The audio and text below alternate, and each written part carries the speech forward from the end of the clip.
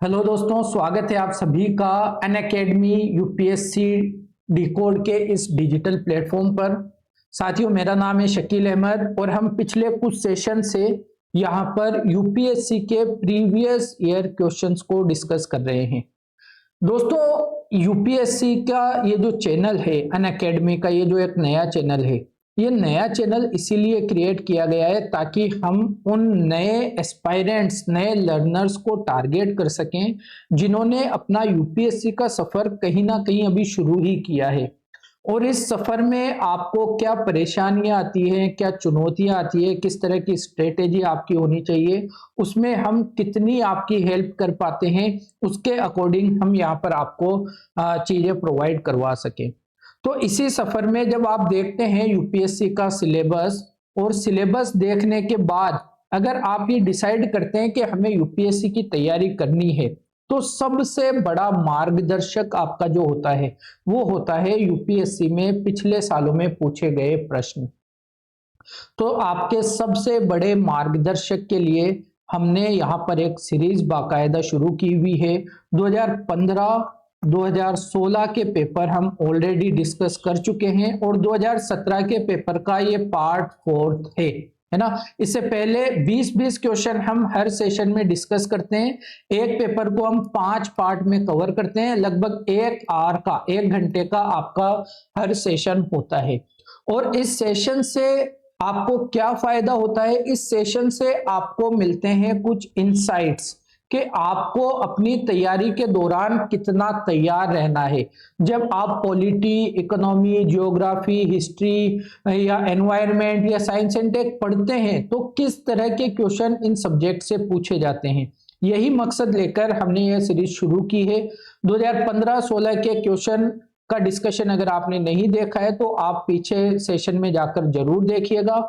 आज हम बात कर रहे हैं 2017 के पेपर का पार्ट 4, यानी आज हम 61st क्वेश्चन से 61वें क्वेश्चन से 80 क्वेश्चन तक हम डिस्कस करने वाले हैं। और इसमें हम ना सिर्फ क्वेश्चन डिस्कस करते हैं बल्कि हम ये समझने की कोशिश करते हैं कि यूपीएससी एक्चुअली क्वेश्चन पूछने का तरीका उसका है क्या, किस तरह के क्वेश्चन, किस तरह की थीम से या किसी भी सब्जेक्ट के कौन से कोर पॉइंट से यूपीएससी क्वेश्चन पूछता है। करंट के अगर क्वेश्चन पूछे जाते हैं तो वो किस तरह के होते हैं, कौन सी चीजों पर यूपीएससी का फोकस ज्यादा होता है, इन सब को समझने की हम कोशिश कर रहे हैं। जो प्यारे दोस्त पीछे से लगातार हमारे सेशन को देख रहे हैं, है ना, उनसे अपनी सीख प्राप्त कर रहे हैं, मैं एंश्योर हूं कि वो जो लोग पहले सेशन से यहाँ तक कंटिन्यू जिन्होंने देखा है सेशन, वो अपनी तैयारी में बेहतर इनपुट्स डाल पाएंगे, अपनी तैयारी के दौरान ज्यादा कॉन्फिडेंट रहेंगे, ये मेरी गारंटी है। तो अगर आपने पिछले सेशंस नहीं देखे तो आप देख लीजिएगा। बाकी आइए आज के 2017 के पेपर का पार्ट 4 शुरू करते हैं। क्वेश्चन नंबर फर्स्ट होगा हमारा पेपर 2017 के पेपर का 61st क्वेश्चन। आइए चर्चा करते हैं। देखिए, राष्ट्रीय कौशल योग्यता फ्रेमवर्क, मैं आपको हर क्वेश्चन पे बताता हूं कि दोस्तों यह करंट ड्रिवन एक क्वेश्चन है या यह हमारी फंडामेंटल पार्ट ऑफ प्रिपरेशन का हिस्सा है। तो जब आप बात करते हैं national skill qualifications framework NSQF की, तो 2017 का पेपर है देखो, और 2017 के आसपास यह चर्चा का विषय रहा था, राष्ट्रीय कौशल योग्यता फ्रेमवर्क। इसके संदर्भ में आपको 2 कथन दिए गए हैं, उनकी चर्चा करनी है, बताना है कि सही कौन सा है, गलत कौन सा है, ठीक है। तो ये कह रहा है NSQF के अधीन शिक्षार्थी सक्षमता का प्रमाण पत्र केवल औपचारिक शिक्षा के माध्यम से ही प्राप्त कर सकता है। NSQF के क्रियान्वयन का एक प्रत्याशित परिणाम व्यावसायिक और सामान्य शिक्षा के मध्य संचरण है। ये कहना चाह रहा है कि सरकार ने ये जो NSQF जैसी चीज लेकर आई है ना, इसका माध्यम यह है कि आप केवल औपचारिक शिक्षा, अगर आपने किसी चीज की, किसी योग्यता की औपचारिक शिक्षा प्राप्त की है, औपचारिक शिक्षा प्राप्त की है, तो ही आपको उसका सर्टिफिकेशन मिलेगा, वरना नहीं मिलेगा। तो आप एक बात बताइए, अगर औपचारिक शिक्षा की बात आए तो औपचारिक शिक्षा तो कंप्लीट करने के बाद आपको सर्टिफिकेट वैसे ही मिलता है, है ना, सर्टिफिकेट वैसे ही मिलता है। तो इस तरह के एक अलग कार्यक्रम, अलग फ्रेमवर्क की जरूरत क्या है, बिल्कुल नहीं है। तो अगर आप इतना भी सोचे, भले आपका एनएसक्यूएफ पढ़ा हुआ हो या नहीं हो, लेकिन आप इतना भी सोचेंगे तो आपको समझ में आएगा कि केवल औपचारिक शिक्षा की तो बात नहीं है। यानी जिन लोगों ने कोई ना कोई स्किल, कोई ना कोई कौशल प्राप्त किया है, भले वो औपचारिक किसी ऑर्गेनाइजेशन में, किसी संस्था में जाके सीखा हो या अपने लाइफ एक्सपीरियंस से सीखा हो, कैसे भी सीखा हो, अगर आपको कोई स्किल आती है तो थोड़े से टेस्ट के बाद आपको उसके लिए सर्टिफाई कर दिया जाएगा, है ना, ताकि जब आप उस सर्टिफिकेट को लेकर काम के लिए, रोजगार के लिए सर्च करेंगे तो आपको उस सर्टिफिकेट के आधार पर बेहतर रोजगार प्राप्त किया जा सके, आपको बेहतर रोजगार मिल सके। इस तरह का यह सर्टिफिकेशन सिस्टम था। तो पहला आपने गलत कर दिया। बाकी ये क्यों है, यह है एक व्यावसायिक शिक्षा के लिए जो हमें चीजें आवश्यक होती है और सामान्य शिक्षा के मध्य जो अंतर है, उस अंतर को समाप्त करने के लिए एनएसक्यूएफ लाया गया था। ठीक है, तो दूसरा आपको बिल्कुल ठीक करना है, पहला आप गलत कर देंगे, बी आपका इसमें सही उत्तर होना चाहिए। आइए दोस्तों अगला क्वेश्चन, इसको देखेंगे। तो ज्ञान, कौशल और अभिरुचि के स्तरों की एक श्रृंखला के अनुसार अर्हता या योग्यता को सुनियोजित करता है।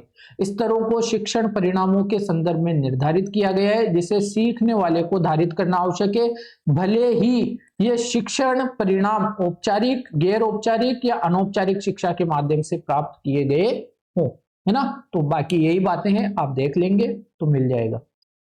अगला क्वेश्चन देखते हैं। भारतीय इतिहास के संदर्भ में द्वैध शासन किसे निर्दिष्ट करता है। देखिए पहली बात इसने क्लियर कर दिया है कि आपको हिस्ट्री का एक क्वेश्चन पूछा गया है, आपको हिस्ट्री का एक क्वेश्चन पूछा गया है और हिस्ट्री में हमें द्वैध शासन, डायआर्की सिद्धांत किससे मिलता है, इसका मतलब क्या है।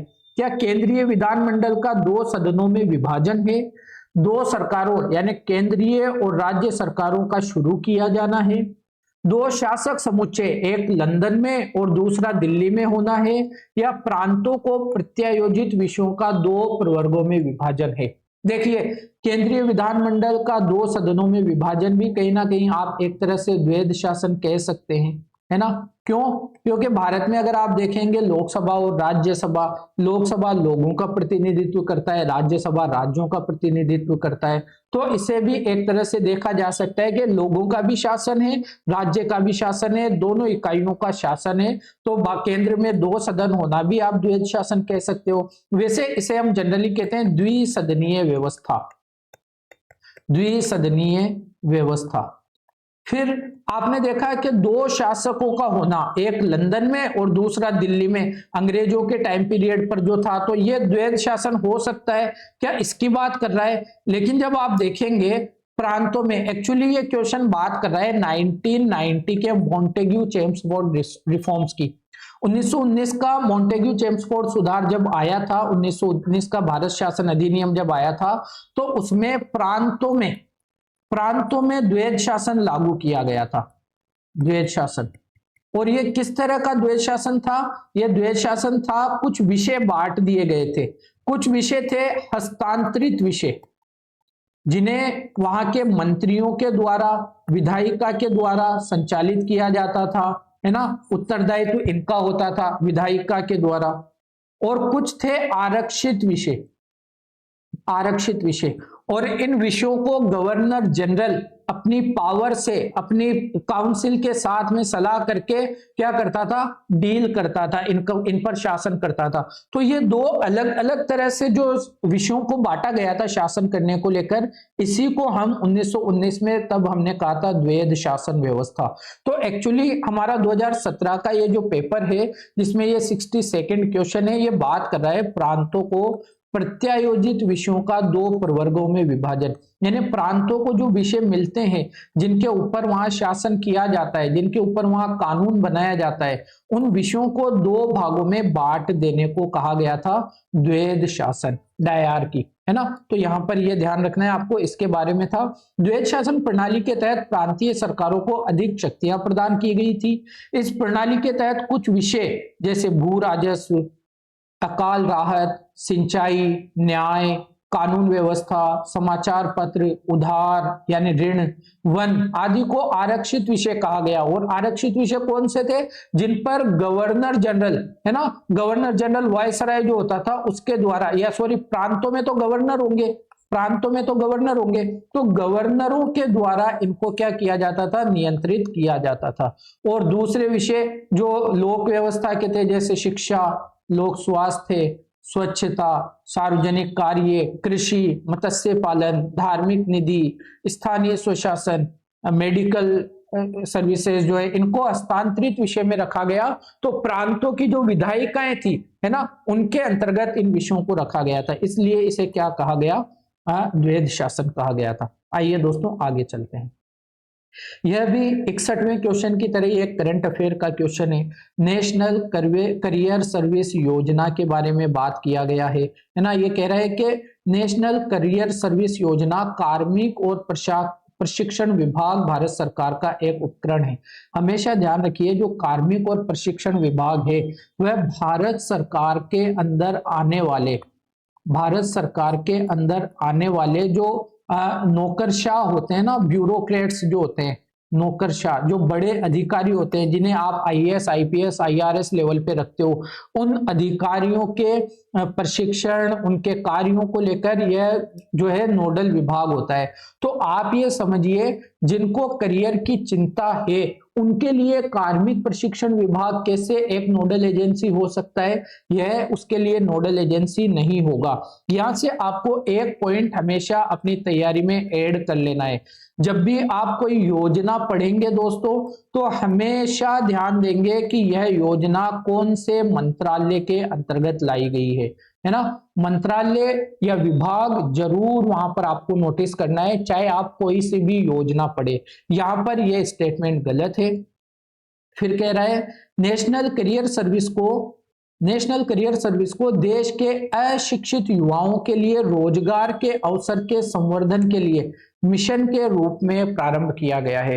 तो आप देखेंगे यह भी ठीक नहीं है, इसका उत्तर डी होगा। आइए इसको थोड़ा सा देख लेते हैं। क्या कह रहा है? नेशनल करियर सर्विस परियोजना भारत सरकार के श्रम एवं रोजगार मंत्रालय द्वारा त्वरित और कुशल करियर संबंधी सेवाएं प्रदान करने के लिए एक मिशन मोड परियोजना के रूप में शुरू की गई पहल है ना। तो यह ठीक नहीं था, पहला जो स्टेटमेंट था। इसका उद्देश्य देश में नौकरी चाहने वालों और नियोक्ताओं के विभिन्न प्रकार के रोजगार संबंधी सेवाएं, करियर का परामर्श, व्यवसायिक मार्गदर्शन और कौशल विकास पाठ्यक्रमों की जानकारी प्रदान करना है। तो यह केवल अशिक्षित युवाओं के लिए ही नहीं था, बल्कि सभी नौकरी चाहने वाले रोजगारों के अवसर में सुधार करना इसका क्या था? उद्देश्य था। तो केवल इसने कहा कि यह केवल अशिक्षित युवाओं के लिए है, तो यह अशिक्षित युवाओं के लिए केवल नहीं था, बल्कि यह सभी जिन लोगों को भी नौकरी चाहिए, रोजगार चाहिए, उन सभी को टारगेट करने वाला यह प्रोग्राम, यह योजना थी। आइए अगला क्वेश्चन देखते हैं। बड़ा अच्छा क्वेश्चन है ना। एक तो इसके नाम से अगर हम समझ पाए तो ठीक है, नाम से हम कंफ्यूज हो जाए तो ज्यादा दिक्कत है। क्या कह रहा है? निम्नलिखित कथनों में से कौन सा हाल ही में समाचारों में आए दबाव युक्त परिसंपत्तियों के धारणीय संरचन पद्धति स्कीम, यह एक योजना है ना। क्या है? Scheme for sustainable structuring of stressed assets. Stressed assets कहां होती है? जनरली बैंकों में होती है। तो इसको हम कहते हैं S4A, है ना। इस स्कीम में 4 बार एस आता है। Scheme for sustainable structuring and stress of stressed assets, तो S4A के नाम से ये जानी जाती थी। 2016 में इस स्कीम को लॉन्च किया गया था आरबीआई के द्वारा, ताकि बैंकों में जो स्ट्रेस्ड एसेट्स होती है ना, जो एनपीए होता है, नॉन परफॉर्मिंग एसेट्स, उनको लेकर कुछ बेहतर काम किया जा सके, उनमें कुछ कमी की जा सके। हालांकि बहुत ज्यादा फायदा नहीं मिला, तो 2018 में इसको बंद भी कर दिया गया था। तो आपको जरूर इन योजनाओं के बारे में, अगर नई योजनाएं लागू की गई है पिछले 1-2 सालों में, तो उनके बारे में जरूर अवेयर होना चाहिए। देखिए 16 में शुरू हुई, 17 में क्वेश्चन पूछ लिया गया, 18 में खत्म भी हो गई थी, है ना। तो क्या है S4A?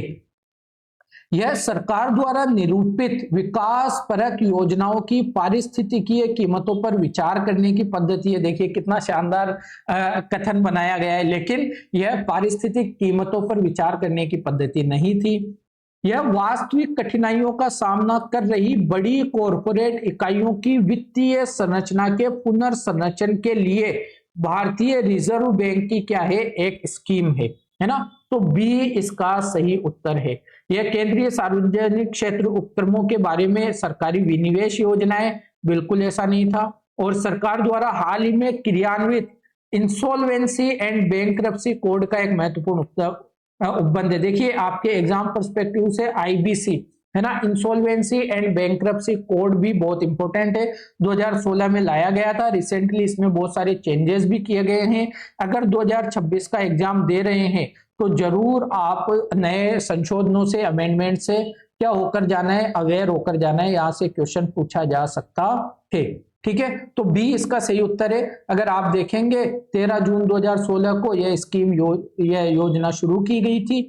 आरबीआई द्वारा S4A में तनावग्रस्त उधार प्राप्तकर्ताओं के लिए संधारणीय ऋण स्तर के निर्धारण और बकाया ऋण को संधारणीय ऋण और इक्विटी लिखतों में द्विभाजित करने की परिकल्पना की गई थी। बहुत इंपॉर्टेंट नहीं है, आप ये समझिए एनपीए क्या है ना। एनपीए वह ऋण या अग्रिम है जिसके मूलधन या ब्याज का भुगतान 90 दिनों की अवधि तक विलंबित हो गया है। अगर आपने बैंक से लोन ले रखा है, हर महीने आप एक इंस्टॉलमेंट देते हैं हर महीने, है ना। तो अगर 3 माह तक आपने बैंक को पैसा नहीं चुकाया है तो आपकी फाइल को एनपीए के रूप में दर्ज कर दिया जाता है। यानी आपका परफॉर्मेंस जो है, आपकी फाइल का परफॉर्मेंस अच्छा नहीं है। बैंक की ये एसेट्स जो है वो अब ठीक से काम नहीं कर रही है ना। बैंक देखो एसएमए अकाउंट रखता है, स्पेशल मेंशन्ड अकाउंट रखता है। तो पहला होता है स्पेशल मेंशन्ड अकाउंट जीरो कब होता है, जब ब्याज या मूलधन का भुगतान 1 माह के अंदर यानी 0 से 30 दिन तक नहीं किया जाए तो उसको SMA 0 कहा जाता है, SMA 0। फिर अगर 31 से 60वें दिन तक भी कोई भी भुगतान नहीं किया गया तो 30 दिन के बाद इसको SMA 1 के अंतर्गत निर्धारित कर दिया जाता है। और जब तीसरे महीने भी SMA 2 आ जाता है 61 से 90 दिनों के भीतर। यहां पर भी जब नहीं होता तो 90 दिनों के बाद वाली एसेट को क्या कर दिया जाता है, एनपीए घोषित कर दिया जाता है ना। तो ये एनपीए घोषित करने का एक तरीका है। फिर आप देखते हैं एनपीए को भी सब स्टैंडर्ड, डाउटफुल और लॉस्ट एसेट्स के अंदर वर्गीकृत किया जाता है। अगर कोई व्यक्ति 90 दिनों तक उसके बाद भी क्या नहीं करता, देखिए 90 दिनों तक कुछ भी भुगतान नहीं प्राप्त हुआ, उसको किस कैटेगरी में रख दिया, एक तरह से एनपीए की कैटेगरी में रख दिया। अब एनपीए में पहले उसको रखेंगे 12 महीने तक सब स्टैंडर्ड कैटेगरी में, है ना। सोचेंगे कि क्या पता 12 महीने में कुछ आ ही जाए, पैसा आ ही जाए, लेकिन 12 महीने के बाद भी पैसा नहीं आया तो फिर अगले कुछ समय तक, अगले 12 महीने तक इसको क्या रखा जाएगा, डाउटफुल एसेट्स में रखा जाएगा। फिर भी पैसा नहीं आता है तो फिर ये सोचेंगे कि भाई ये तो डूब गए पैसे, है ना। तो फिर उसको लॉस्ड एसेट्स के अंदर वर्गीकृत कर दिया जाता है। ये होता है जनरली एनपीए का स्ट्रक्चर। जब भी आप एनपीए पढ़ें, डिटेल में पढ़ें, एनपीए से रिलेटेड योजनाओं को पढ़ें। मेंस के लिए भी इंपॉर्टेंट है दोस्तों, और प्रीलिम्स के लिए तो इंपॉर्टेंट है ना। तो अच्छे से पढ़ना है। एनपीए एक महत्वपूर्ण कॉन्सेप्ट, महत्वपूर्ण अवधारणा है। आइए आगे बात करते हैं। एनवायरमेंट का एक क्वेश्चन है, अल्पजीवी जलवायु प्रदूषकों को न्यूनीकृत करने के लिए जलवायु एवं स्वच्छ वायु गठबंधन CCAC, है ना, climate and clean air coalition G20 समूह के देशों की एक पहल है, एक अनोखी पहल है। तो आपको फंसना यही होता है, जलवायु एवं स्वच्छ वायु गठबंधन है क्या, यह G20 समूह की पहल है, यहीं पर फंसाता है यूपीएससी आपको। तो जब भी आप कोई नया ऑर्गेनाइजेशन, है ना, या नया कोई इनिशिएटिव देखते हैं वर्ल्ड लेवल पर, तो ये जरूर देखिए क्या उसको यूनाइटेड नेशन ने शुरू किया है, क्या उसको WTO ने शुरू किया है अगर वो व्यापार से संबंधित है, अगर वो एनवायरनमेंट से संबंधित है तो क्या उसको यूनाइटेड नेशन एनवायरनमेंट प्रोग्राम में किया है, या किसने उसको शुरू किया है, ये ध्यान देना जरूरी है। तो दोस्तों यह आप देखेंगे, यह G20 समूह की पहल बिल्कुल भी नहीं थी, है ना। यहाँ पर फंसा सकता है। पूरे साल हमें पता होता है कि यार CCAC के बारे में पढ़ा तो था, लेकिन क्या यह G20 समूह की एक पहल थी? यह G20 समूह की पहल नहीं थी। अल्पजीवी जलवायु प्रदूषक कौन कौन से होते हैं? अल्पजीवी जलवायु प्रदूषक तो आपको पता होना चाहिए। क्या मीथेन, क्या ब्लैक कार्बन या हाइड्रोफ्लोरोकार्बन हैं जो अल्पजीवी जलवायु प्रदूषक हैं? तो दूसरा स्टेटमेंट ठीक है। और CCAC क्या करता है? मीथेन, ब्लैक कार्बन और हाइड्रोफ्लोरोकार्बन को नियंत्रित करने को टारगेट करता है। तो इसमें केवल बी आपका सही उत्तर है दोस्तों, है ना। बी सही उत्तर है, पहला गलत है। अगर इसको आप देखेंगे तो ये जो climate and clean air coalition है, एकमात्र वैश्विक प्रयास है जो सरकारों, नागरिक समाज और निजी क्षेत्र को एकजुट करता है। यह अगले कुछ दशकों में विभिन्न क्षेत्रों में अल्पकालिक जलवायु प्रदूषकों को कम करके वायु गुणवत्ता में सुधार और जलवायु संरक्षण के लिए क्या है? कमिटेड है, प्रतिबद्ध है। इसका गठन प्रारंभिक उद्देश्य मीथेन, ब्लैक कार्बन और HFC हाइड्रोफ्लोरोकार्बन के उत्सर्जन से निपटना है। इसको किसने शुरू किया है? United Nation environment programme. जब भी एनवायरमेंटल ऑर्गेनाइजेशन की बात आए, एनवायरमेंटल ऑर्गेनाइजेशन की जब भी बात आए, हमेशा ध्यान रखो यूनेप के बारे में, हमेशा ध्यान रखो IUCN के बारे में, है ना। इनके बारे में आपको बहुत ध्यान रखना है। हमेशा ध्यान रखो United nation framework of climate, framework convention on climate change के बारे में, UNCBD के बारे में। इनके बारे में आपको तुरंत क्लिक होना चाहिए कि क्या इनसे संबंधित तो कुछ नहीं है ना। तो UNEP एक इंपॉर्टेंट ऑर्गेनाइजेशन है दोस्तों एनवायरमेंट के क्षेत्र में काम करने को लेकर। तो CCAC को UNEP ने बांग्लादेश, कनाडा, घाना, मैक्सिको, स्वीडन और USA के साथ मिलकर क्या किया था? एक तरह से शुरू किया था, है ना। इससे निपटने के लिए प्रथम प्रयास प्रारंभ करने के लिए ये सभी क्या आए थे? एक साथ आए थे। अब क्या हो गया? यह गठबंधन 53 देश इसमें साझेदार है और 17 अंतरराष्ट्रीय सरकारी संगठन और 45 से ज्यादा NGOs इसके अंदर भागीदार है। भारत इसमें भागीदार नहीं है, ध्यान रखना है। लेकिन भारत का जो NGO है टेरी, है ना, ऊर्जा एवं संसाधन संस्थान, 2015 से इसमें एक भागीदार के रूप में काम कर रहा है। यहाँ पर आप देख सकते हैं अल्पजीवी जलवायु प्रदूषकों की बात की गई है। आप इसे स्किप करके तो नहीं, पॉज करके इसको पढ़ सकते हैं, आपको आइडिया मिल जाएगा। ठीक है दोस्तों, आइए अगले क्वेश्चन पे चलें। हाँ, बहुत इंपॉर्टेंट क्वेश्चन है। जियोग्राफी का एक बहुत इंपॉर्टेंट क्या है? कॉन्सेप्ट है। जियोग्राफी का एक खास तौर से क्लाइमेटोलॉजी का बहुत ही इंपॉर्टेंट एक कॉन्सेप्ट ये है जिसे आप क्या कहते हैं? इंडियन ओशन डाइपोल, है ना। IOD के नाम से इसको जाना जाता है। तो देखिए IOD क्या कह रहे हैं। IOD परिघटना, इंडियन ओशन डाइपोल, है ना, परिघटना उष्ण कटिबंधीय पश्चिमी हिंद महासागर और उष्ण कटिबंधीय पूर्वी प्रशांत महासागर के बीच सागर पृष्ठ तापमान के अंतर से विशेषित है। सारी बातें ठीक है, सारी बातें ठीक है, लेकिन आप ये बताओ इसका नाम क्या है? इंडियन ओशन डाइपोल है, यानी हिंद महासागर की बात कर रहा है। तो यहां पर पूर्वी या पश्चिमी प्रशांत महासागर को घुसाने की जरूरत कैसे आएगी? नहीं आएगी। तो ये क्या है? IOD एक तरह से पूर्वी हिंद महासागर और पश्चिमी हिंद महासागर के बीच में क्या है? ये जो तापमान का अंतर है उसी के बेस पर एक फिनोमिना है जिससे इस रीजन के, हिंद महासागर के इस रीजन के बीच के जो देश हैं वहां पर मानसून, वहां पर बारिश और क्लाइमेट क्या होता है? कंट्रोल होता है, प्रभावित होता है। तो यहाँ पर प्रशांत महासागर का नाम लेकर UPSC ने गड़बड़ की है। बाकी बात लगभग पूरी ठीक है। अगर ये कह देता ना कि पश्चिमी हिंद महासागर और पूर्वी हिंद महासागर, बस यहाँ पे प्रशांत नहीं करना था, तो बात पूरी ठीक है। लेकिन प्रशांत नहीं, हिंद महासागर, पश्चिमी हिंद, पूर्वी हिंद, ठीक है। तो पहला गलत हो गया। IOD परिघटना मानसून पर एल नीनो के असर को प्रभावित कर सकती है, बिल्कुल कर सकती है। तो दूसरा आपका सही है। आइए इसको थोड़ा सा समझ लेते हैं। IOD क्या है? इंडियन ओशन डाइपोल सागर पृष्ठ तापमान, यानी जो इंडियन ओशन डाइपोल में जो हिंद महासागर है उसके सतह का तापमान कैसा रहता है, उसका एक दोलन है। कभी पश्चिमी तापमान बढ़ जाता है तो पूर्वी ठंडा रह जाता है कंपेरेटिवली, कभी पूर्वी तापमान बढ़ जाता है तो पश्चिमी ठंडा रह जाता है। और हिंद महासागर में जब ये तापमान का अंतर उत्पन्न होता है तो एक तरफ लो प्रेशर हाई प्रेशर बनना शुरू होते हैं, वो बारिश को नियंत्रित करते हैं। तो ये क्या है, एक तरह से दोलन है ना, कभी इधर का तापमान बढ़ जाएगा कभी इधर का तापमान बढ़ जाएगा, तो यह दोलन होता रहता है और एकदम फिक्स नहीं है कि इस बार इधर का बढ़ेगा या इस बार इधर का बढ़ेगा, तो अनियमित है। तो यह टर्मिनोलॉजी ध्यान रखना कि यह समुद्र की सतह के तापमान में एक अनियमित इरेगुलेटेड क्या है, चेंजेस होने वाला एक फिनोमेना है। इसमें क्या होता है, पश्चिमी हिंद महासागर अपने पूर्वी हिस्से की तुलना में बारी बारी से गर्म और ठंडा होता रहता है ना। वैज्ञानिक पदों में आईओडी महासागर और वायुमंडल की एक युग्मित परिघटना है।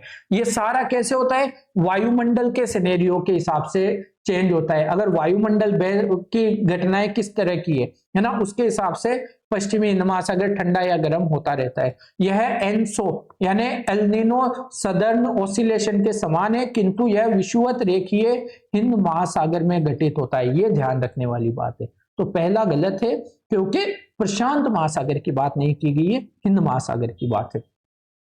आईओडी परिघटना ऑस्ट्रेलिया और हिंद महासागर बेसिन के आसपास के अन्य देशों की जलवायु को प्रभावित करती है। साथ ही यह परिघटना इस क्षेत्र में वर्षा परिवर्तनशीलता में महत्वपूर्ण योगदान भी देती है। आईओडी परिघटना भारतीय मानसून पर एल नीनो के प्रभाव को या तो बढ़ा सकती है या कमजोर कर सकती है। यदि आईओडी परिघटना सकारात्मक, हाँ देखिए दो तरह की होती है, एक होता है आईओडी पॉजिटिव और एक होता है आईओडी नेगेटिव, है ना। तो अच्छा, पॉजिटिव से ये नहीं समझना है कि भारत में बहुत बारिश होती है या वो होती है, नेगेटिव से नहीं समझना है कि क्या होता है। इनकी विशेषताओं को अच्छे से याद करके रखना है। मेंस में भी लिखने को मिल सकता है, प्रीलिम्स में तो जब जब क्वेश्चन देखने को मिल सकता है ना, जब देखो तब क्वेश्चन आ सकता है, मेंस में भी पूछा जा सकता है दोस्तों। तो क्या है, ये अल नीनो वर्ष के बावजूद भारत में अच्छी वर्षा हो सकती है। जनरली हम देखते हैं कि अल नीनो वर्ष में भारत में वर्षा कंपैरेटिवली कम होती है, लेकिन अगर आईओडी पॉजिटिव है तो भारत में क्या देखने को मिल सकती है, अच्छी वर्षा देखने को मिल सकती है। पॉजिटिव क्या है, पूर्व की तुलना में पश्चिमी हिंद महासागर का तापमान अधिक होता है। हिंद महासागर में पूर्वी पवनों की विसंगतियां और ऑस्ट्रेलिया के उत्तर पश्चिमी क्षेत्र में बादल कम होते हैं। दक्षिणी ऑस्ट्रेलिया और इसके शीर्ष छोर पर वर्षा कम होती है। इसका जस्ट उल्टा आप देखेंगे तो नेगेटिव आईओडी में देखने को मिल जाता है ना। पश्चिमी हिंद महासागर की सतह का तापमान ठंडा, पवनें पश्चिम की ओर अधिक विस्थापित होंगी, जिससे ऑस्ट्रेलिया के उत्तर पश्चिमी में बादल छा जाएंगे। शीर्ष छोर और दक्षिणी ऑस्ट्रेलिया में क्या होगा, अधिक वर्षा देखने को मिलती है। ये पॉजिटिव चरण है, ये नेगेटिव चरण है। यहाँ पर ये वाला हिस्सा ठंडा है, यहाँ पर ये वाला हिस्सा ठंडा है, आप यही देखेंगे बस, ठीक है। तो वर्षा यहाँ पर आपको देखने को मिलती है। चलिए आइए, घड़ियाल, एक इंपॉर्टेंट क्वेश्चन। अभी रिसेंटली जब मैं ये वीडियो रिकॉर्ड कर रहा हूँ, आपको रिकॉर्डिंग के लगभग 1 से 2 दिन के बाद वीडियो मिल जाती है। जब मैं रिकॉर्ड कर रहा हूँ तो आपको पता है कि घड़ियाल चर्चाओं में भी है ना। सुप्रीम कोर्ट ने इंटरवीन किया है राजस्थान में घड़ियालों की सुरक्षा को लेकर। तो घड़ियाल फिर से, ये इस तरह के क्वेश्चन क्या है, जैसे हमने ये आईओडी वाला क्वेश्चन देखा, ये घड़ियाल वाला क्वेश्चन आ गया, ये क्वेश्चन सदाबहार है, कभी भी दोबारा पूछे जा सकते हैं। अब आप कहोगे सर यूपीएससी रिपीट नहीं करता, अरे भाई क्वेश्चन रिपीट नहीं करता, घड़ियाल के बारे में तो दोबारा पूछ लेगा, तो क्यों ना हम घड़ियाल को अच्छे से पढ़ के जाए। आईओडी के बारे में जो अभी पूछा है वो ना पूछ के कोई और बात पूछ लेगा, आईओडी तो दोबारा इंपॉर्टेंट हो सकता है ना, तो क्यों ना हम आईओडी को एक होलिस्टिक वे में 360 पढ़ के जाए, क्यों ना पढ़ के जाए दोस्तों। बस इसलिए हमें पीवाईक्यू देखने की जरूरत होती है ना। लेकिन वो जो हमने करियर सर्विस योजना वाला देखा था, वो जो हमने स्किल क्वालिफिकेशन फ्रेमवर्क वाला देखा था एनएसक्यूएफ, वो कंपैरेटिवली पूछने के चांस ना के बराबर है, 0% है। क्यों? क्योंकि वो करंट ड्रिवन क्वेश्चन थे और करंट के साथ वो भी पुराने हो चुके हैं। लेकिन ये क्वेश्चन हमेशा सदाबहार रहेंगे। घड़ियाल कभी भी चर्चा में आ जाएगा, आईओडी कभी भी चर्चा में आ जाएगा, क्लाइमेटोलॉजी हमेशा इंपॉर्टेंट है आपके एग्जाम पर्सपेक्टिव से। तो ये चीजें आपको हमेशा, इसीलिए मैं कहता हूं आपकी प्रिपरेशन में आपका जो प्रीलिम्स एग्जाम होता है दोस्तों, उसके मोर देन 50%, ध्यान रखिएगा 50% में जानबूझ के कम बोलता हूं, है ना, बल्कि मैं अगर इसको 60-65 भी बोलूं ना तो कम गलत नहीं होगा, लेकिन मैं गलती से बचने के लिए इसको 50% बोलता हूं। मोर देन 50% पार्ट आपके इसी तरह के सदाबहार मैटर से आते हैं, जिसे हम क्या कहते हैं, हमारी तैयारी का स्टैटिक पार्ट कहते हैं, या हमारी तैयारी का बेसिक पार्ट कहते हैं, या मैं कहता हूं fundamental part of our preparation, है ना, फंडामेंटल पार्ट ऑफ प्रिपरेशन। यहां से आपको मोर देन 50% क्वेश्चन देखने को मिलते हैं, और आप देख लीजिए आपकी कट ऑफ कितने परसेंट जाती है। ठीक है, तो बस यही है, इन पे बहुत फोकस्ड होना है। घड़ियाल जनरली आपको चंबल नदी में देखने को मिलते हैं दोस्तों, देखिए, आइए इसके बारे में देख लिए। राष्ट्रीय चंबल अभ्यारण्य राष्ट्रीय चंबल घड़ियाल वन्यजीव अभ्यारण्य के नाम से प्रसिद्ध है।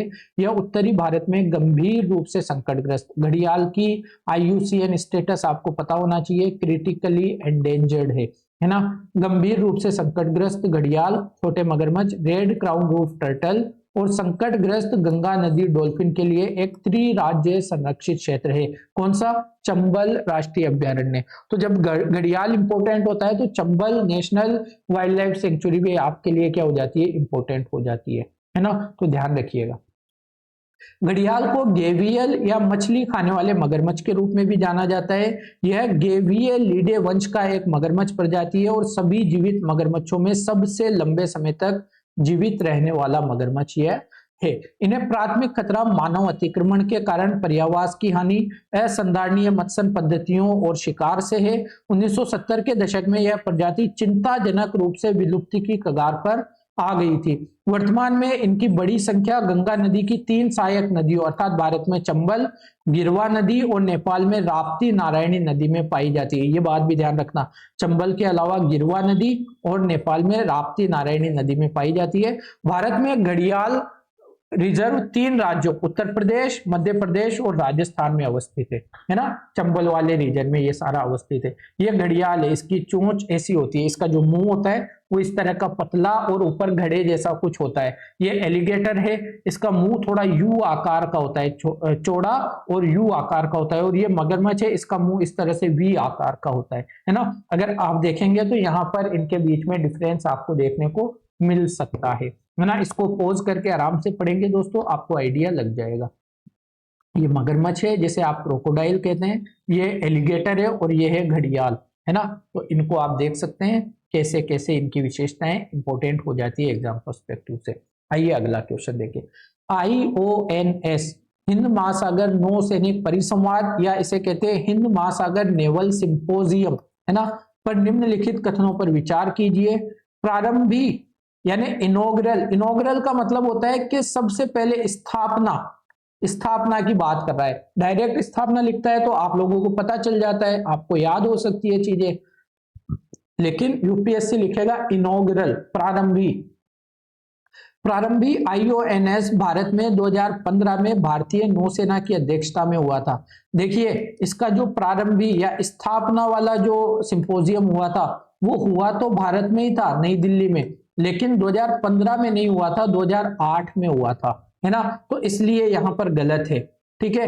IONS एक स्वैच्छिक पहल है जो हिंद महासागर क्षेत्र के समुद्र तटवर्ती देशों की नौसेनाओं के बीच समुद्री सहयोग को बढ़ाना चाहता है। ये वाला स्टेटमेंट यूपीएससी ने सही दिया है, तो दूसरा हमारा ठीक है, पहला गलत है, बी इसका सही उत्तर है। यहाँ पर आप देख सकते हैं IONS में 35 सदस्यीय नौसेनाएं शामिल है। इन्हें भौगोलिक रूप से 4 उप क्षेत्रों में बांटा गया है। ये इंपॉर्टेंट पॉइंट है देखना, है ना। कौन कौन से? दक्षिण एशियाई समुद्र तटवर्ती क्षेत्र, पश्चिम एशियाई समुद्र तटवर्ती क्षेत्र, पूर्वी अफ्रीकी समुद्र तटवर्ती क्षेत्र और चौथा है दक्षिण पूर्व एशियाई और ऑस्ट्रेलियाई समुद्र तटवर्ती क्षेत्र। तो कंफ्यूजन नहीं होना है, हो सकता है अगली बार यहीं से क्वेश्चन बने, है ना। इसका जो उद्घाटन हुआ था 2008 में, 14 फरवरी 2008 को भारत की राजधानी नई दिल्ली में हुआ था। भारतीय नौसेना के CNS को 2008 से 10 की अवधि के लिए इसका अध्यक्ष नामित किया गया था, ठीक है। तो 2008 की थीम क्या थी? Contemporary international challenges, international marine connectivities, ये सारी इसकी थीम थी, तो आपको ध्यान रखना है। आइए अगला क्वेश्चन, हिस्ट्री का क्वेश्चन है। बोधिसत्व पद्म पाणि का चित्र सर्वाधिक प्रसिद्ध और प्राय चित्रित चित्रकारी है जो कहाँ मिलता है आपको देखने को? बोधिसत्व पद्म पाणि, हाथ में कमल लिए हुए एक बोधिसत्व का चित्र है, अजंता की गुफाओं में देखने को मिलता है दोस्तों। 69 में आपका अजंता होगा, है ना। गुफा संख्या 1 में पूजा गृह से पहले स्थित आंतरिक बड़े कक्ष की पिछली दीवार पर चित्रित है। इनमें बोधिसत्व को कमल पद्म पकड़े हुए दिखाया गया है, उनके कंधे बड़े हैं, शरीर में 3 मोड़ है जिनसे चित्र में गति उत्पन्न हुई दिखाई देती है, प्रतिरूपण सुकोमल है, यानी उनका प्रेजेंटेशन एक सुकोमल प्रेजेंटेशन है। बोधिसत्व एक बड़ा मुकुट पहने हुए हैं जिसमें विस्तृत चित्रकारी दृष्टिगोचर होती है। तो ए हमारा सही उत्तर है। बोधिसत्व बौद्ध धर्म का एक इंपॉर्टेंट कॉन्सेप्ट है, पिछले सेशंस में हमने बात भी की है, यहां से क्वेश्चन पूछे भी जाते हैं। आइए ये देखिए, ये करंट अफेयर्स का एक क्वेश्चन है, करंट का है, लेकिन साथ ही साथ थोड़ी सी आपकी बेसिक अंडरस्टैंडिंग भी मांगता है ना। बेसिक अंडरस्टैंडिंग, जब आप धरकरी वर्करी संप्रदाय की बात करते हो तो ये संथालों का नहीं है। आप देखते हैं कि संथाल तो आपको झारखंड वाले रीजन में देखने को मिलेंगे, है ना। वर्करी संप्रदाय आपको पंढरपुर महाराष्ट्र वाले रीजन में देखने को मिलता है। जो संत तुकाराम और ज्ञानेश्वर ये सब थे ना, मिडाइवल इंडिया में जब हम पढ़ते हैं तो वहां पर आपको वर्करी संप्रदाय देखने को मिलता है महाराष्ट्र में। तो तीसरा जब आप एलिमिनेट करते हैं दोस्तों तो 2 ऑप्शन एलिमिनेट हो जाते हैं, या तो कोई सा भी सही नहीं है या केवल पहला सही है।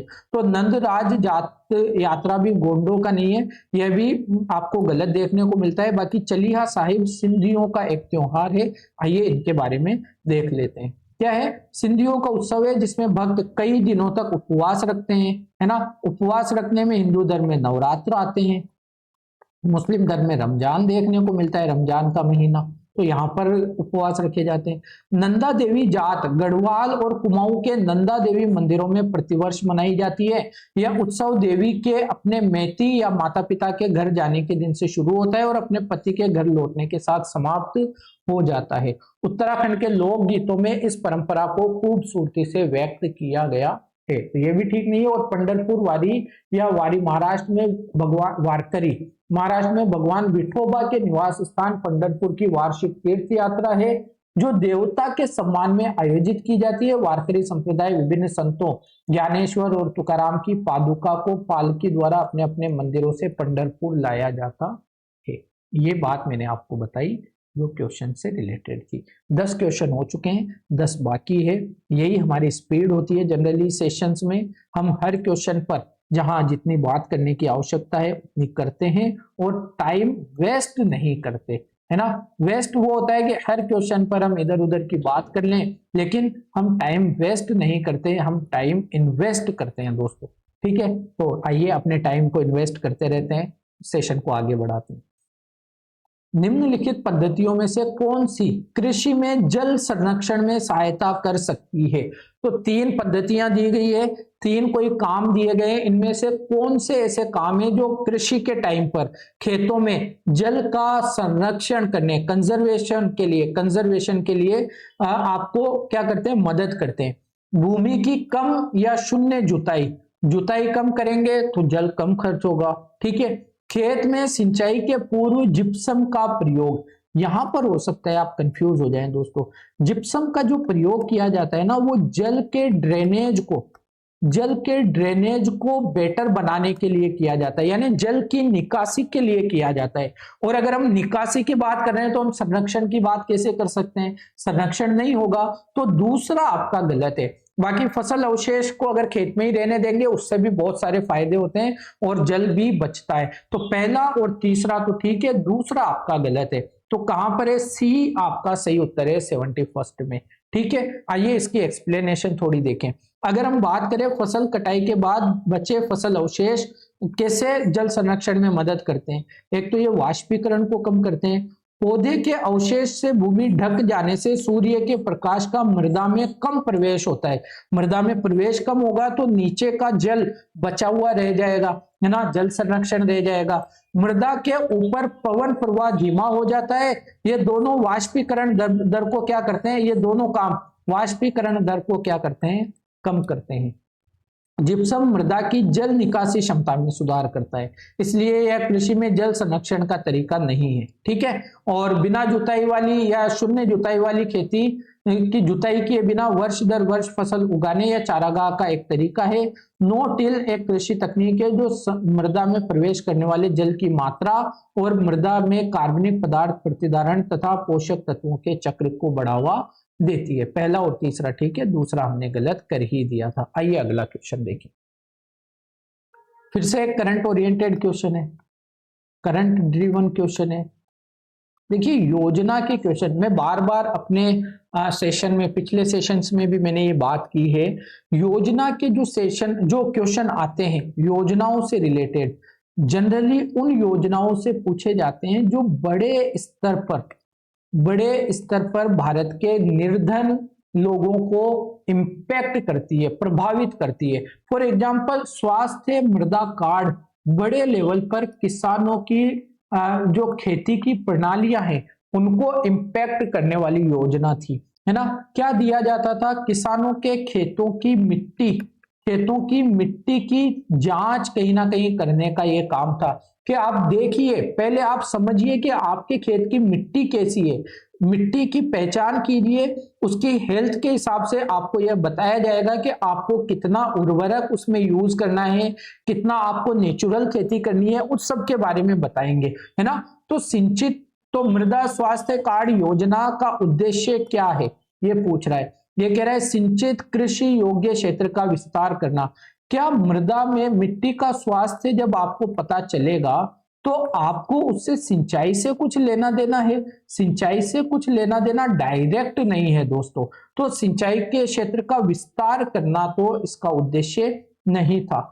मृदा गुणवत्ता के आधार पर किसानों को दिए जाने वाले ऋण की मात्रा के आकलन में बैंकों को समर्थ बनाना। अच्छा, ये कह रहा है कि मृदा का जब हम देख लेंगे कैसी मृदा है तो बैंकों को समर्थ बनाया जा सकेगा कि किसी किसान को कितना ऋण देना चाहिए। तो जिसकी मृदा कमजोर होगी उसको कम ऋण मिलेगा, तो इससे तो वो हमेशा के लिए गरीब रह जाएगा। आपने उसके लाभ के लिए काम किया या उसके नुकसान के लिए? तो बैंकों से लोन वोन के बारे में ये बात नहीं थी, है ना। दूसरा भी गलत है। कृषि भूमि में उर्वरकों का जो अत्यधिक उपयोग होता था ना, उसको रोकना इसका उद्देश्य था। तो सी आपका सही उत्तर है, मतलब तीसरा आपका सही है, पहला दूसरा गलत है, तो ऑप्शन बी में हमारा सही उत्तर आपको देखने को मिलेगा। सही बात है, तो यहां चलिए, बस इतनी थोड़ी सी अवेयरनेस के साथ में अपने आंसर करने होते हैं। बताने वाली सारी बातें बता दी है, इसको पॉज करके आप इसको पढ़ सकते हैं ताकि आपके दिल का वहम निकल जाए कि कुछ छूट तो नहीं रहा, कुछ नहीं छूट रहा। आइए चलिए, हाँ ये देखिए, ये भी एक तरह से अच्छा क्वेश्चन है। ये कह रहा है सामान्यतः प्रयुक्त या उपभुक्त पदार्थ, ऐसे पदार्थ जो हम यूज करते हैं, है ना, और उनमें पाए जाने वाले संभावित अवांछनीय या विवादास्पद रसायन, जो पदार्थ हम यूज करते हैं उनमें जो हानिकारक रसायन पाए जाते हैं उनका मिलान करना है। क्या लिपस्टिक में लेड सीसा पाया जाता है? क्या शीतल पेय जो हम बेवरेजेस लेते हैं, जो कोल्ड ड्रिंक्स वगैरह हम लेते हैं, क्या उनमें ब्रोमीनित वनस्पति ऑयल पाया जाता है? क्या चाइनीज फास्ट फूड में मोनोसोडियम ग्लूटामेट पाया जाता है? तो आप देखेंगे ये करंट ड्रिवन क्वेश्चन भी है और मिलावट को लेकर इस तरह की चर्चाएं करंट में रहती है, तो वहां से क्वेश्चन पूछा गया है। लिपस्टिक में आपको सीसा देखने को मिलता है, कोल्ड ड्रिंक्स में आपको ब्रोमीनित वनस्पति ऑयल देखने को मिलता है, और चाइनीज फास्ट फूड में आपको मोनोसोडियम ग्लूटामेट भी देखने को मिलता है। तीनों सही है, यानी डी हमारा सही उत्तर है। यहां पर हम देख सकते हैं सीसा एक सामान्य अशुद्धि है जो होठ के सौंदर्य प्रसाधनों जैसे लिपस्टिक और अन्य सौंदर्य प्रसाधनों जैसे eye shadow, blush, compact powder, shampoo, body lotion इनमें पाया जाता है। पहला ठीक है। ब्रोमीनित वनस्पति तेल एक खाद्य योगज यानी फूड एडिटिव है जिसका उपयोग कभी कभी कुछ सोडा और शीतल पेय में खट्टे स्वाद को बनाए रखने के लिए किया जाता है। इसे यूरोप और जापान में एडिटिव के रूप में उपयोग करने से प्रतिबंधित किया गया है। यानी भारत में पाया जा रहा है तो हमारे हेल्थ के लिए, हमारे स्वास्थ्य के लिए नुकसानदायक है। मोनोसोडियम ग्लूटामेट MSG अर्थात एक ग्लूटामेट या ग्लूटामिक एसिड का लवण एक अनावश्यक एमिनो एसिड है। यह न्यूरोट्रांसमीटर है। न्यूरोट्रांसमीटर संदेशों को एक तंत्रिका कोशिका से दूसरी तंत्रिका कोशिका तक पहुंचाता है। ऐसा कहा जाता है कि यह स्वाद बढ़ाने के लिए उपयोग किया जाता है। इसलिए कुछ वैज्ञानिकों का मानना है कि यह तंत्रिका तंत्र को उत्तेजित करता है और न्यूरो उत्तेजक गुण प्रदर्शित करता है, अर्थात यह न्यूरॉन्स को उत्तेजित करने की क्षमता रखता है और इसका प्रयोग प्रायः चाइनीज फास्ट फूड में किया जाता है। यहाँ पर किसी सामान को मिलावटी सामान कब घोषित किया जाता है उसके बारे में बात की हुई है। किसी भी पदार्थ को मिलावटी घोषित किया जाएगा अगर उसकी गुणवत्ता प्रभावित हो और स्वास्थ्य पर उसका हानिकारक प्रभाव पड़े। अगर ऐसा कोई पदार्थ मिलाया जाता है तो उसे मिलावटी कहा जाएगा। अगर उत्पाद को पूर्ण रूप से या आंशिक रूप से सस्ते या निकृष्ट पदार्थों से बदला जाए तो भी उसे मिलावटी सामान कहा जाएगा। किसी भी गुणवत्ता युक्त या आवश्यक घटक को पूर्णतः या आवश्यक रूप से उसमें से हटा दिया जाए तो भी, है ना, नकली सामान होगा तो भी उसे मिलावटी कहा जाएगा। हम उसे अच्छा दिखाने के लिए अगर उसमें रंग मिलाएं, है ना, या अन्यथा कोई और चीज मिलाई जाए तो भी उसमें क्या होगा, अगर उसमें स्वास्थ्य पर हानिकारक प्रभाव डालने वाला कोई अतिरिक्त पदार्थ मिलाया गया हो, इसको भी आप क्या कहेंगे, मिलावटी सामान कहेंगे। तो ये सारी बातें हैं जिससे किसी सामान को मिलावटी सामान कहा जा सकता है ना। तो ये ध्यान रखने वाली बात थी, आप लोग पढ़ लीजिएगा। अगला क्वेश्चन देखते हैं OLED के बारे में। OLED क्या है? इसका उपयोग बहुत से साधनों में अंकीय प्रदर्शन यानी डिजिटल डिस्प्ले सर्जित करने के लिए किया जाता है। द्रव क्रिस्टल प्रदर्शों की तुलना में OLED प्रदर्श किस प्रकार लाभकारी है? क्या OLED डिस्प्ले नम्य यानी लचीले प्लास्टिक अवस्तरों पर संविरचित किए जा सकते हैं? OLED के प्रयोग से वस्त्र में अंतः स्थापित ऊपरी बेलनीय प्रदर्श यानी रोल्ड अप डिस्प्ले बनाए जा सकते हैं और OLED के प्रयोग से पारदर्शी डिस्प्ले ट्रांसपेरेंट डिस्प्ले भी बनाए जा सकते हैं। देखिए इसकी हिंदी इतनी ज्यादा टफ है ना कि अगर आपको क्वेश्चन आता भी होगा तो भी गलत हो जाएगा। तो इतने ज्यादा टफ क्वेश्चन के लिए आपके लिए बेटर होता है कि आप उसका इंग्लिश वर्जन जरूर पढ़ लें, है ना। तो OLED की जो नई टेक्नोलॉजी आई थी ना, उसको लेकर उसके कुछ लाभ, उसके कार्यों के बारे में, उसके एप्लीकेशंस के बारे में पूछा गया था। तो ये तीनों ही बातें आपकी ठीक है, ये तीनों ही काम किए जा सकते हैं। अगर आसान लैंग्वेज में आप पढ़ना चाहें तो यहाँ पढ़ सकते हैं। OLED के संबंध में तीनों कथन सही है और ये सभी इसके LCD के लाभ नहीं है। जो LCD में हम देखते हैं ये LCD में नहीं पाई जाती, ये सारी विशेषताएं OLED में ही पाई जाती है। लचीले प्लास्टिक के अवस्तर पर इनको निर्माण किया जा सकता है जिसे आप फोलेड कहते हैं, FOLED flexible organic light emitting diode, है ना। प्रयोग के दौरान मोड़ा या घुमाया जा सकता है इनको। OLED की निर्माण प्रक्रिया LCD प्रौद्योगिकी से क्या होती है, भिन्न होती है। इनको इंकजेट प्रिंटर प्रौद्योगिकी के माध्यम से लगभग किसी भी अवस्तर पर मुद्रित किया जा सकता है। यह कारण है कि वस्त्रों में, मतलब इनको कपड़ों पर भी लगाया जा सकता है ना, एक तरह से OLED को। तो LCD में इस तरह की क्या नहीं थी, विशेषताएं नहीं थी। आप इसको पढ़ेंगे तो आपको समझ में आ जाएगा। इससे ट्रांसपेरेंट डिस्प्ले भी बनाया जा सकता है, ट्रांसपेरेंट डिस्प्ले। इसको पढ़ लेना दोस्तों, है ना। बाकी जितनी बताने की बात थी मैंने बता दी है। आप इसको पढ़ेंगे तो आपके ज्ञान में और संवर्धन हो जाएगा और इजाफा हो जाएगा। आप पढ़ लीजिएगा, ठीक है। आगे चलते हैं अगले क्वेश्चन पे। ये अंतर है LED और OLED के बीच में, ये भी आप लोग देख लेंगे। LED डिस्प्ले और LCD डिस्प्ले के बीच में फिर यहाँ पर अंतर दिया गया है। देखिए पहले आई LCD, फिर आया LED। अब LED का और ज्यादा अपडेटेड वर्जन OLED तो 2017 में हम क्वेश्चन देखते हैं। अब QLED आ गई है ना, बहुत सारी चीजें आ गई है। तो उसके हिसाब से आप चीजों को अपडेट करते रहिएगा, क्योंकि जो भी नई टेक्नोलॉजी आती है ना दोस्तों, न्यू टेक जो भी आती है, वहां से क्वेश्चन आपका बनता है। एक तो उसके एप्लीकेशन से, किस तरह के एप्लीकेशन उसके होंगे, दूसरा वह किस सिद्धांत पर काम करती है ना, कोई भी नई टेक्नोलॉजी किस सिद्धांत पर काम करती है, यहां से भी यूपीएससी क्वेश्चन बना लेता है। तो ये कुछ चीजें आपको ध्यान रखनी होती है ना। चलिए, निम्नलिखित में से कौन सा या कौन से, यहाँ कोमा होना चाहिए, सूर्य मंदिरों के लिए विख्यात है? अरसवल्ली, अमरकंटक या ओंकारेश्वर, सूर्य मंदिर के लिए कौन से फेमस है? तो आप देखते हैं ओंकारेश्वर और अमरकंटक तो नहीं है, लेकिन अरसवल्ली कोणार्क सूर्य मंदिर की तरह यह भी क्या है, सूर्य मंदिर के लिए फेमस है।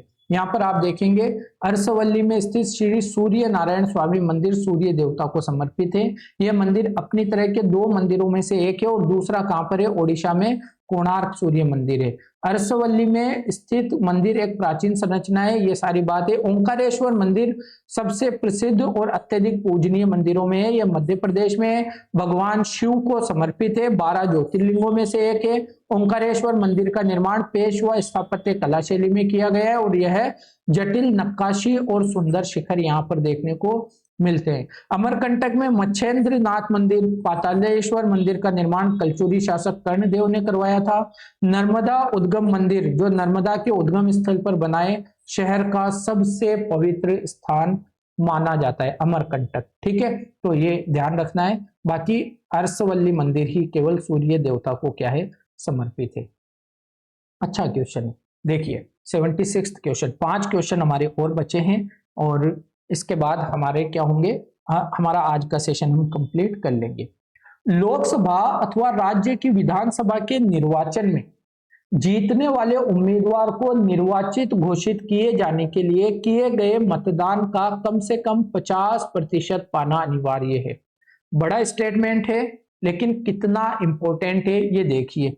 क्या अगर लोकसभा या किसी राज्य की विधानसभा में कोई चुनाव होता है, कोई सांसद है ना, लोकसभा में कोई सांसद या कोई विधायक चुना जाता है, तो उसको चुना हुआ कब माना जाएगा? फॉर एग्जाम्पल ए, बी, सी और डी 4 लोग हैं जो एक चुनाव में खड़े हुए हैं। 1000 वोट डाले गए, इसको मिले 250, इसको मिले 350, इसको मिले 150, कितने हो गए, और इसको मिले बाकी के 250। किसको चुना हुआ मानेंगे? 350 वाले को चुना हुआ मान लेंगे, है ना। क्यों? क्योंकि हमने माना कि सबसे ज्यादा जिसको वोट मिले उसी को मान लिया जाएगा। ये कह रहा है कम से कम 50% वोट मिलना अनिवार्य है, तब उसको चुना हुआ घोषित किया जाएगा। यानी 1000 का 50% 500, और इससे प्लस 1 करेंगे तो क्या किसी को 501 वोट मिलना जरूरी है? भारत में ऐसी व्यवस्था नहीं है ना। तो लोकसभा या राज्य विधानसभा में उसी व्यक्ति को निर्वाचित मान लिया जाता है जिसको बाकियों से ज्यादा वोट मिले होते हैं। यह डिसाइड करना जरूरी नहीं है कि उसको 50% वोट मिले या नहीं मिले। ऐसा होता है कुछ मेच्योर डेमोक्रेसीज में, लेकिन यहां पर ऐसा देखने को नहीं मिलता। जिसको ज्यादा वोट मिल गए उसको आपको क्या कर दिया जाता है, निर्वाचित घोषित कर दिया जाता है। तो पहला क्या है, गलत है। भारत के संविधान में अधिकथित उपबंधों के अनुसार लोकसभा में अध्यक्ष का पद बहुमत वाले दल को और उपाध्यक्ष का पद विपक्ष को जाता है। जनरली ऐसा देखने को मिलता है कि जब लोकसभा के चुनाव होते हैं और लोकसभा में अध्यक्ष का पद जनरली बहुमत, यानी जिस दल की सरकार बनती है उसका अध्यक्ष का पद होता है, और जो उपाध्यक्ष होता है, जो विपक्ष में दल रहता है, उसको विपक्ष वाले दल से उपाध्यक्ष बनाया जाता है। लेकिन क्या यह हमारे संविधान में लिखा हुआ है? यह बात गलत है। संविधान में नहीं लिखा हुआ, बल्कि इसे हम कहते हैं यह एक परंपरा है कि जब भी लोकसभा का चुनाव होगा, अध्यक्ष बहुमत वाले दल से होगा और उपाध्यक्ष विपक्ष वाले दल से। यह हमने एक परंपरा बनाई हुई है, संविधान में लिखा हुआ नहीं है। तो ये इसलिए स्टेटमेंट ये क्या हो जाता है, गलत हो जाता है ना। तो डी आपका सही उत्तर है। यहाँ पढ़ लेंगे तो समझ में आ जाएगा, बाकी इसमें ज्यादा कुछ बचा नहीं है, मैंने सब कुछ आपको बता दिया। ये ध्यान रखिएगा कि भले ही कोई अगर नोटा, जैसे 1000 वोट थे, है ना, 1000 वोट थे, ए को मिले ए, बी, सी, डी, ये 4 लोग हैं। ए को मिले 250, बी को मिले 350, नहीं और कम करते हैं, ए को मिले 150, बी को मिले 250, सी को मिले 180 और डी को मिले 200। इसके बाद में बाकी जो भी बचे हुए थे आपने क्या कर दिया, नोटा को दे दिया। अब नोटा को कितने भी हो सकता है 250 से ज्यादा वोट भी अगर नोटा को दे दिया तो भी ऐसा नहीं है कि किसी को चुनेंगे ही नहीं। नोटा से कम किसको वोट मिले, बी को, तो बी को चुन लिया जाएगा। समझ गए बात को। तो ये कह रहा है अगर नोटा विकल्प को सबसे अधिक मत प्राप्त हुए हो लेकिन सॉरी लेकिन दूसरे सबसे अधिक मत प्राप्त करने वाले उम्मीदवार को विजेता घोषित किया जाता है। ऐसा नहीं है कि नोटा को सबसे ज्यादा मिल गए तो फिर आप उसको रद्द कर देंगे, रद्द नहीं कर सकते। अभी तक तो भारत में यही सिस्टम है, आगे हम थोड़ा और बेहतर कर पाए तो शायद बेहतर होगा। 77वां क्वेश्चन है, कह रहा है निम्नलिखित में से कौन सा भारत में 1991 में आर्थिक नीतियों के उदारीकरण के बाद घटित हुआ या हुए। जब हमने 1991 में एलपीजी रिफॉर्म्स अपनाए है ना, लिबरलाइजेशन, प्राइवेटाइजेशन और ग्लोबलाइजेशन, उसके बाद में हमारी इकोनॉमी में कौन कौन से बदलाव देखने को मिले। क्या जीडीपी में कृषि का अंश बहुत बड़ी मात्रा में बढ़ गया।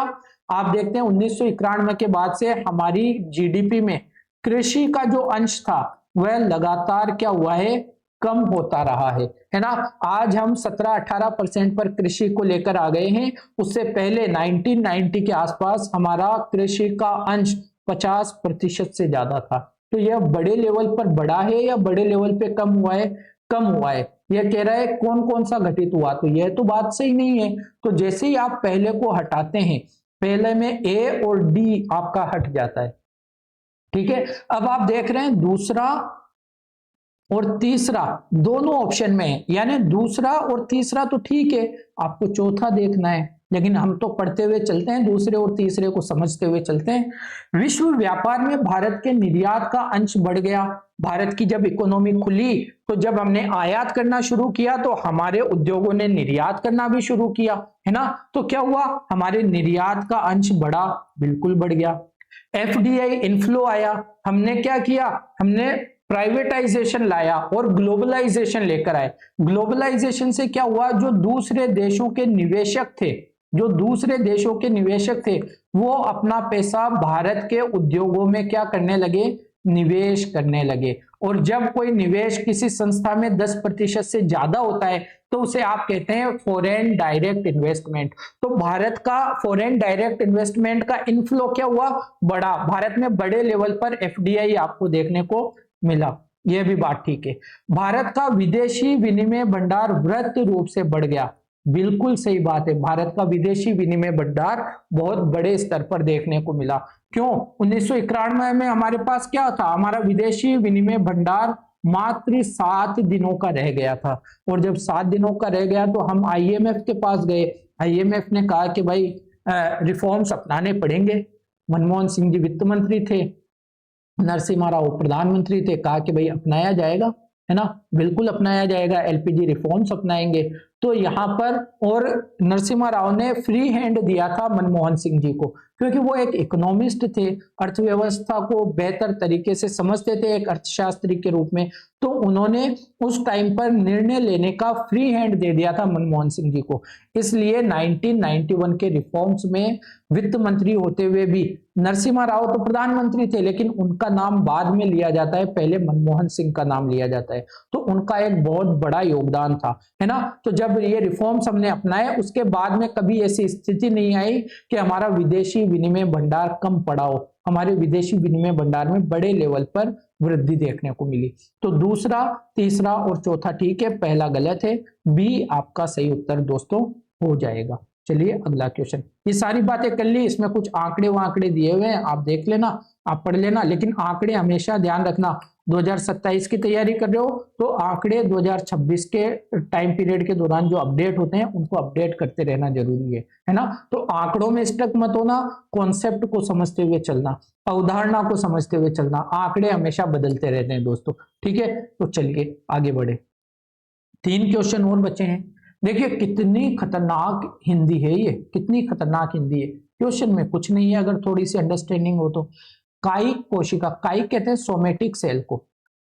हमारे शरीर में 2 तरह की सेल होती है, एक तो लैंगिक सेल होती है ना, लैंगिक, जिसे आप क्या कहते हैं अंडाणु, जिससे हमारे बनते हैं अंडाणु शुक्राणु, ठीक है। और एक होती है सोमेटिक, जो सभी में नॉर्मल होती है, बराबर सभी में सेम होती है ना। ये लैंगिक कोशिकाएं क्या करती है, ये डिसाइड करती है, हमारे लिंग का निर्धारण करती है कि कोई व्यक्ति पुरुष होगा या स्त्री होगी, लड़का होगा या लड़की होगी, है ना। तो यहां पर कह रहा है सोमेटिक कोशिका न्यूक्लियर अंतरण प्रौद्योगिकी, यानी सोमेटिक कोशिका का न्यूक्लियर निकालकर जो आप निकाल देते हैं, ट्रांसफर कर देते हैं, यह एक टेक्नोलॉजी है। इसका अनुप्रयोग कब किया जाता है, तो आप देखेंगे जंतुओं की जब क्लोनिंग की जाती है ना, सेम नया जंतु बनाना होता है। फॉर एग्जांपल एक भेड़ बनाई गई थी ना डोली, तो डोली कैसे बनाई गई थी, डोली रिप्रोडक्टिव क्लोनिंग के माध्यम से ही बनाई गई थी। तो ये जो टेक्नोलॉजी है somatic cell nuclear transfer technology, यह जंतुओं की जननी है, रिप्रोडक्टिव क्लोनिंग के लिए काम में आती है। 2017 का क्वेश्चन है, उसके बाद हम काफी डेवलपमेंट और भी कर चुके हैं, आपको ध्यान रखना है। ये आप देख रहे हैं आनुवांशिक और विकासात्मक जीव विज्ञान में कायिक कोशिका, न्यूक्लियर अंतरण, देहिक कोशिका और अंडाणु कोशिका से एक जीवन अक्षम भ्रूण को उत्पन्न करने हेतु प्रयोगशाला में अपनाई जाने वाली एक क्रियाविधि है ना। मैंने आपको आसान भाषा में समझा दिया, इसको पढ़ना, इस इमेज को देखना। यह है सोमेटिक सेल, यह है अंडाणु कोशिका। हमने क्या किया, सोमेटिक सेल का न्यूक्लियस लिया, है ना, और अंडाणु कोशिका की कोशिका ली, इसका न्यूक्लियस हटा दिया, तो कोशिका का पार्ट तो ये वाला और न्यूक्लियस सोमेटिक वाला, इसके माध्यम से आप क्या करते हैं, एक वही सेम टू सेम वही जीव उत्पन्न करते हैं, बिल्कुल एकदम क्लोनिंग के साथ। और ये क्या किया जाता है, ये लैब में किया जाता है ना, रिप्रोडक्टिव क्लोनिंग इसको कहा जाता है। सरोगेट माता के अंदर यह काम किया जाता है। और चिकित्सीय क्लोनिंग क्या कहते हैं, थेराप्यूटिक क्लोनिंग, ये कब होता है, जब हमें केवल कोई उत्तक, शरीर का कोई उत्तक डेवलप करना हो, तो फिर वो लैब में किया जाता है, जिसे आप टिश्यू कल्चर कहते हैं, है ना। एक कल्चर, एक टिश्यू को आप क्या करते हैं, बढ़ाते हैं, डेवलप करते हैं कोशिकाएं लेकर, है ना, तो इसे कहा जाता है टिश्यू कल्चर। और ये सेरोगेट मदर के अंदर ये काम किया जाता है। आइए आगे, एनपीसीआई की बात है ना, national payment corporation of India देश में वित्तीय समावेशन संवर्धन में सहायता करता है, बिल्कुल सहायता करता है। कितने तरह के यूपीआई, रुपे कार्ड, कितनी तरह की चीजें इसने लॉन्च की है, क्यों, ताकि भारत में जो पेमेंट सिस्टम है, फाइनेंस सिस्टम है, वह एक सुचारू रूप से चल सके, सभी लोगों को हम बैंकिंग सिस्टम से जोड़ सके, तो यह है। और एनपीसीआई ने एक कार्ड भुगतान स्कीम रुपे प्रारंभ की है। आजकल हम रुपे के कार्ड देखते हैं ना, तो ये दोनों ही स्टेटमेंट ठीक है, और इसमें कंफ्यूजन जैसी कोई भी बात नहीं है। सरल क्वेश्चन, इसको वर्तमान दृष्टिकोण से इसको एक सरल क्वेश्चन कहा जा सकता है। एनपीसीआई भारत में सभी खुदरा भुगतान प्रणाली का एक प्रमुख संगठन है। इसकी स्थापना आरबीआई और भारतीय बैंक संघ के मार्गदर्शन एवं समर्थन से की गई थी। इसके दो उद्देश्य हैं। पहला उद्देश्य सभी खुदरा भुगतान प्रणालियों के लिए एक समान और मानक व्यवसाय प्रक्रिया में अलग अलग सेवा स्तरों के साथ कई प्रणालियों को समेकित और एकीकृत करना, और दूसरा देश भर में आम लोगों को लाभ पहुंचाना और वित्तीय समावेशन को बढ़ावा देने के लिए किफायती भुगतान तंत्र प्रदान करना है ना। एनपीसीआई कई उत्पाद और सेवाएं प्रदान करता है, जिनमें RuPay card, Bhim app, UPI और अन्य शामिल है। ये सारे हैं। देखो एनपीआई क्या क्या चलाता है, रुपे कार्ड हो गया, यूनिफाइड इंटरफेस हो गया, यूनिफाइड पेमेंट इंटरफेस यूपीआई जिसे आप कहते हैं, भारत बिल भुगतान हो गया, आधार सक्षम, आधार के माध्यम से जो आप भुगतान कर पाते हैं वो हो गया, फास्ट ट्रैक हो गया, या जिसे आप इलेक्ट्रॉनिक टोल संग्रह कहते हैं, है ना, नाच जिसे आप क्या कहते हैं, नेशनल ऑटोमेटिक क्लियरिंग हाउस, नाच बड़ा फेमस है, इसके बारे में भी पूछा जाता है एग्जाम में, तत्काल भुगतान प्रणाली, और स्टार 99 हैश, है ना, इसके द्वारा एक यूएसएसडी आधारित भुगतान प्रणाली है, नेशनल फाइनेंशियल स्विच है, चेक ट्रंकेशन सिस्टम है। ये सारे काम एनपीसीआई के अंतर्गत ही किए जाते हैं। आज का लास्ट क्वेश्चन दोस्तों, एम स्ट्रिप्स शब्द कभी कभी समाचारों में किस संदर्भ में देखा जाता है, तो देखिए एम स्ट्रिप्स एक तकनीक है, एक टेक्नोलॉजी है। हम जो बाघों का संरक्षण कर रहे हैं ना, बाघ संरक्षण, तो बाघों पर नजर रखने के लिए एक एम स्ट्रिप्स क्या है, एक तकनीक है। उससे ये क्या है, एक तरह से स्ट्रिप्स है, बाघों के ऊपर, बाघों के साथ अटैच कर दी जाती है, ताकि हर एक बाग को हम अलग अलग मॉनिटर कर पाते हैं कि कौन से बाग की कहाँ हलचल है, उन्हें कोई दिक्कत तो नहीं है, उनके स्वास्थ्य को लेकर, उनके खाने पीने को लेकर काफी सारी चीजें आप क्या कर सकते हैं, निगरानी रख सकते हैं ना। तो बाघ अभ्यारण्यों के रख रखाव के संबंध में एम स्ट्रिप्स नामक एक तकनीक समाचारों में रहती है इस टाइम पर 2017, 16, 17 के आसपास। तो यह एक इंपॉर्टेंट क्वेश्चन पूछा जाता है, अभी भी यहां से क्वेश्चन पूछने की संभावना है। टाइगर जो है हमारा राष्ट्रीय पशु है, तो यहां से आपको जनरली क्वेश्चन देखने को मिल जाता है ना, तो ध्यान रखिएगा। गहन सुरक्षा और पारिस्थितिक स्थिति एम स्ट्रिप्स बाघों की सुभेद्यता को कम करने के लिए कुछ बाघ अभ्यारण्यों में 2010 में भारत सरकार द्वारा शुरू की गई सॉफ्टवेयर आधारित निगरानी प्रणाली है। एम स्ट्रिप्स कार्यक्रम global positioning system, general packet radio services GPRS और रिमोट सेंसिंग का उपयोग करके फील्ड से जानकारी एकत्र कर लेता है ना। आधुनिक सूचना प्रौद्योगिकी आधारित उपकरणों का उपयोग करके एक डेटाबेस का निर्माण कर लेता है। जीआईएस और सांख्यिकीय उपकरणों का उपयोग करके जानकारी का विश्लेषण करता है और इस प्रकार यह बाघ अभ्यारण्य प्रबंधकों को अपने वन्य जीव संसाधनों का बेहतर रख रखाव करने में सहायता प्रदान करता है। तो ये हमारा आज का सेशन था दोस्तों। 20 क्वेश्चन हमने डिस्कस किए। आई होप मैंने आपको बेहतर इंसाइट्स, बेहतर एक अंडरस्टैंडिंग डेवलप करने में मदद की होगी इन क्वेश्चन से। अगले क्वेश्चन में बात करेंगे 2017 के लास्ट सेशन का, 5वां सेशन होगा। और जैसे ही ये सेशन खत्म होगा हमारे टेलीग्राम चैनल पर आपको इसका क्या मिल जाएगा, पूरे 100 क्वेश्चन की एक पीडीएफ आपको इसकी वहां पर देखने को मिल जाएगी। वैसे ये वही 100 क्वेश्चन है जो 2017 के पेपर हैं और सीक्वेंस आप देखेंगे तो ए सीरीज के अकॉर्डिंग इसका सीक्वेंस रखा गया है। टेलीग्राम पर अगर पीडीएफ चाहते हैं दोस्तों तो ये स्कैनर मैंने यहाँ पे दिया हुआ है। अच्छा, मेरी इमेज के पीछे छुप गया होगा है ना, अगर मैं हटूं तो शायद आपको दिखेगा। आप स्क्रीनशॉट लेकर क्या कर सकते हैं, इसको स्कैन करेंगे तो आप पहुंच जाएंगे टेलीग्राम पे हमारे चैनल में। अगर आप नाम से सर्च करना चाहें दोस्तों तो SHAKIL Shakil AHAMAD Shakil Ahmad Unacademy है ना, अनअकैडमी आप सर्च करेंगे तो भी आपको हमारा टेलीग्राम मिल जाएगा। वहां पर भी आप चीजों को कनेक्ट कर सकते हैं। स्पेशल क्लासेस पर हमारे जो भी इनिशिएटिव हैं वहां पर टेलीग्राम चैनल पर आपको उसकी इंफॉर्मेशन मिल जाती है। अभी हम 2026 के लिए मॉडर्न हिस्ट्री के कुछ क्वेश्चन डिस्कस कर रहे हैं। लगभग 18 सेशन हम ले चुके हैं और कंटिन्यू सेशन हमारे चल रहे हैं। वहां पर शाम को 6 बजे आप स्पेशल क्लास में फ्री ऑफ कॉस्ट हमसे वहां पर भी जुड़ सकते हैं। बाकी सी सेट कॉम्प्रिहेंशन को लेकर भी हम काम कर रहे हैं। सुबह 11:30 बजे हमारी क्लास होती है ना। ये दोनों इनिशिएटिव आपको यूपीएससी के प्लेटफॉर्म पर, अनअकैडमी के प्लेटफॉर्म पर मिलते हैं। बाकी यूट्यूब पर आपको पीवाईक्यू सेशन और करंट अफेयर्स से रिलेटेड वीडियोस मिलती ही रहती हैं। तो चैनल को सब्सक्राइब कर लीजिए, दोस्तों में शेयर कीजिए। अगर ये सेशन आपको कुछ हेल्प कर पा रहा है तो अपनी बातें, अपना फीडबैक आप कमेंट सेक्शन में जरूर बताइए है ना। क्या चीजें और ऐड की जा सकती हैं और कहां पर सुधार करने की आवश्यकता है, अगर आपके ऐसे कुछ सजेशन है उनका भी मैं वेलकम करता हूं। आप कमेंट सेक्शन में लिख सकते हैं। तो आज के इस सेशन को इतना ही रखते हैं दोस्तों। अपना और अपनों का ख्याल रखिए, पढ़ते रहिए, बढ़ते रहिए। ठीक है, तो टाटा, बाय बाय, जय हिंद।